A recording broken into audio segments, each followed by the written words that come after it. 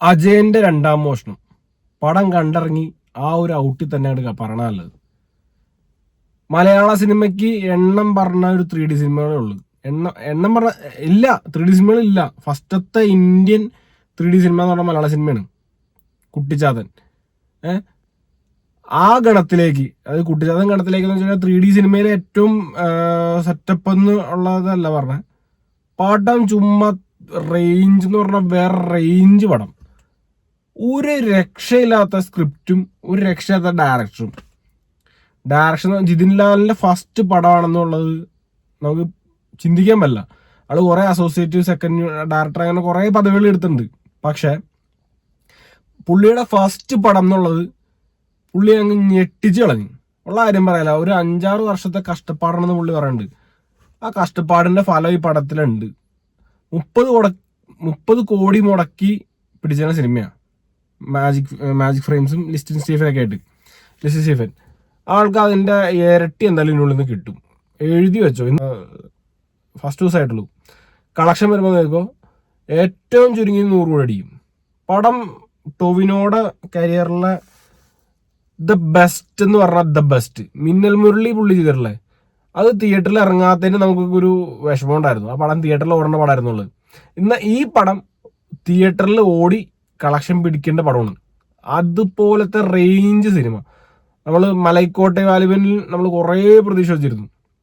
വെറും ഊമ്പി തിരിഞ്ഞുപോയ പടം, വെറുതെ ഊമ്പി തിരിഞ്ഞുപോയ പടം, മോഹൻലാലിനെ അങ്ങ് ഊമ്പിച്ചില്ലാണ്ടാക്കിയ പടം. എന്നാൽ ഇതെന്ന് പറഞ്ഞു കഴിഞ്ഞാൽ ഒരു റേഞ്ചാണ് മോനെ, ഒരു റേഞ്ച് സെറ്റ് വെച്ചേക്കാണ്. ടൊവിനോ എന്നുള്ള ആളുണ്ടല്ലോ, ആള് ഫിസിക്കലി എന്തോരം കഷ്ടപ്പെട്ടിട്ടുണ്ടെന്നുള്ളത് ഈ പടത്തിൽ കണ്ടാൽ നമുക്ക് മനസ്സിലാവും. ആള് ഫിസിക്കലി ഒരുപാട് കഷ്ടപ്പെട്ടിട്ടുണ്ട്. പിന്നെ ആള് അഭിനയിച്ചും കുറെ കഷ്ടപ്പെട്ടിട്ടുണ്ട്. ആൾക്ക് ഇവിടെ കൊണ്ട് അഭിനയിക്കുമ്പോൾ ശ്രദ്ധിച്ചിട്ടുണ്ട ഡയലോഗ് പറയുമ്പോഴാണെങ്കിലും ഇവിടെ ഇങ്ങനെ അനങ്ങാതെ ഇവിടെ ഇത്രയും സ്റ്റിച്ച് ചെയ്യും. പക്ഷെ ഇതിൽ ഈ പടത്തിൽ അതൊന്നും കാണാനില്ല.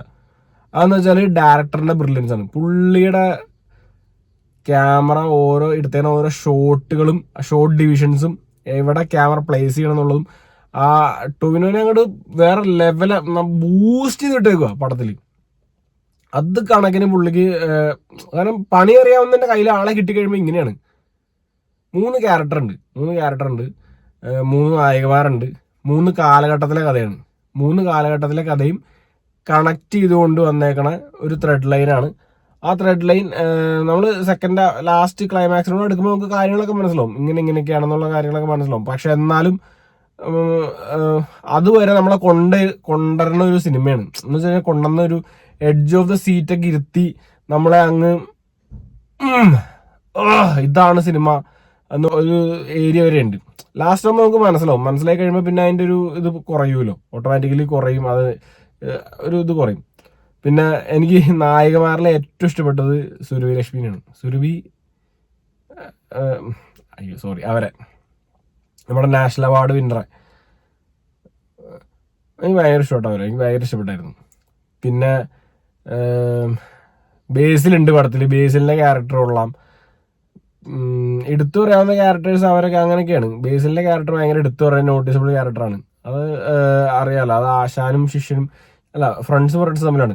ആക്ച്വലി നമ്മുടെ വിനീത് ശ്രീനിവാസന്റെ ശിഷ്യനാണ് പുള്ളി. ബേസിലും ജിതിൻ ലാലും എല്ലാം വിനീത് ശ്രീനിവാസന്റെ സ്കൂളിൽ നിന്നേനാണ്. അപ്പൊ അവിടുത്തെ ഒരു പ്രൊഡക്റ്റ് ഒരിക്കലും മോശമാവില്ലല്ലോ, നമുക്ക് എല്ലാവർക്കും അറിയാം. സ്കൂള് നല്ലതാണെങ്കിൽ അവിടുത്തെ പ്രൊഡക്റ്റും നല്ലതായിരിക്കും. അപ്പൊ വിനീത് ശ്രീനിവാസന്റെ കഥകളും കാര്യങ്ങളൊക്കെ സൂപ്പർ ആണെങ്കിൽ അവിടുത്തെ പ്രൊഡക്റ്റും കാര്യങ്ങളൊക്കെ അടിപൊളി തന്നെയായിരിക്കും. അത് തന്നെയാണ് ഇവിടെയും കണ്ടേക്കണത്. പടം നല്ല ഒന്നൊന്നര പടമായി. അതായത് ഈ പടത്തിൽ കുറേ കാര്യങ്ങൾ പറയുന്നുണ്ട്, കുറേ എലിമെന്റുകൾ പറയുന്നുണ്ട്. അതായത് ജനറലി നമ്മളൊരാളെ ഞാൻ പറയാനുള്ള കഥ നിങ്ങൾ തിയേറ്ററിൽ പോയി കാണും, സിനിമ നിങ്ങൾ കാണും. OTT വരെ വെയിറ്റ് ചെയ്യില്ല കേട്ടോ, പടം തിയേറ്ററിൽ തന്നെ കാണാനുള്ള സിനിമയുണ്ട്. അച്ചായന്റെ പെർഫോമൻസ് പുള്ളിക്ക് കയ്യടി കൊടുത്തേ പറ്റൂ. കാരണം അത്രയും കഷ്ടപ്പെട്ട പുള്ളിക്ക് ഈ പടത്തിൽ ഒരു കയ്യടിയെങ്കിലും നിങ്ങൾ കൊടുത്തില്ലെങ്കിൽ, പുള്ളി കാശ് മേടിക്കുക എന്തോ ആയിക്കോട്ടെ, അഭിനയിക്കണം എന്തോ ആയിക്കോട്ടെ, പക്ഷെ നമ്മളെ പിടിച്ചിരുത്തി നമുക്ക് ആ ഒരു സാറ്റിസ്ഫാക്ഷൻ ലെവൽ പുള്ളി തന്നിട്ടുണ്ടെങ്കിൽ പുള്ളി അതിനകത്ത് കഷ്ടപ്പെട്ടിട്ടുണ്ട്. പുള്ളി കളരിയുടെ കാര്യങ്ങൾ പഠിച്ചിട്ടുണ്ട്. ഈ സിനിമയ്ക്ക് വേണ്ടി കുറേ മാർഷൽ ആർട്സ് കുറേ കാര്യങ്ങളൊക്കെ ചെറുത് കുറച്ച് ഫുള്ള് പഠിച്ചതല്ല കേട്ടാ. ചെറിയ ചെറിയ പോർഷനായിട്ട് ആ സിനിമയ്ക്ക് ആവശ്യത്തിനുള്ള രീതിയിൽ പുള്ളി പഠിച്ചിട്ടുണ്ട്. പിന്നെ ഓൾറെഡി ഫിസിക്കൽ ബോഡി മെയിൻറ്റെയിൻ ചെയ്യുന്നുണ്ട്, ഫിറ്റ്നസ് ഇത്രയും മെയിൻറ്റെയിൻ ചെയ്യുന്നുണ്ട്. ഇതെല്ലാം ആ സിനിമയ്ക്ക് വേണ്ടി ചെയ്തേക്കണം. 3 ക്യാരക്ടറും വേണ്ടി ചെയ്തേക്കണം. 3 ക്യാരക്ടറിന് കൊടുത്തേക്കണ അപ്പിയറൻസും മേക്കപ്പ് കൊടുത്തേക്കണ കൊള്ളാം, മീൻസ് ആർട്ട് കൊള്ളാം, 3D എനിക്ക് ഇഷ്ടപ്പെട്ടു, 3D കൊള്ളാം, സിനിമാറ്റോഗ്രഫി കൊള്ളാം, BGMs എനിക്ക് BGM വരെ ഇഷ്ടപ്പെട്ടു. ഒരു BGM മാത്രം എനിക്ക് വില്ലൻ്റെ ഒരു BGM ഉണ്ട്. വില്ലൻ അത് എന്തിരനിലെ ഒരു അതായിട്ട് എനിക്ക് തോന്നി. എന്തിരൻ 2 റോബോട്ട് ആ ഒരു അവനൊരു BGM ഉണ്ടല്ലോ, എനിക്ക് അങ്ങനെ ഫീൽ ചെയ്തു. നിങ്ങൾക്ക് ഉണ്ടെന്ന് കണ്ടു നോക്കിയിട്ട് പറയാം. അപ്പം അത് കൊള്ളാം, BGMs കൊള്ളാം, പാട്ട് കൊള്ളാം. ഒരു നാടോടി അതായിട്ടുള്ള പാട്ടുണ്ട്. അയ്യോ അത് വേറെ വൈബായിരുന്നു, നമുക്ക് ഗൂസ് ബംസ് ആയിരുന്നു. എന്ന് വെച്ച് കഴിഞ്ഞാൽ പാട്ടൊക്കെ കേൾക്കുമ്പോൾ നമ്മുടെ രോമമൊക്കെ അങ്ങോട്ട് തിളച്ച് നിൽക്കുമായിരുന്നു. എനിക്ക് ഭയങ്കര ഗൂസ് ബംസ് വന്ന പാട്ടത്, ആ ഒരു പാട്ട്. സീൻസും ഭയങ്കര വിഷ്വലി ഒരു ട്രീറ്റാണ് സിനിമ. അപ്പോൾ സിനിമ നിങ്ങൾ എത്രയും പെട്ടെന്ന് തിയേറ്ററിൽ പോയി തന്നെ കാണുക. മാക്സിമം 3D തന്നെ കാണാൻ നോക്കുക. 3D കാണുമ്പോൾ അതിൻ്റെ 3D എഫക്റ്റും കാര്യങ്ങളൊക്കെ ഉണ്ട്, ആ 3D തന്നെ കാണാൻ നോക്കുക. പടം ചുമ്മാ മുച്ച ചക്കട പടം.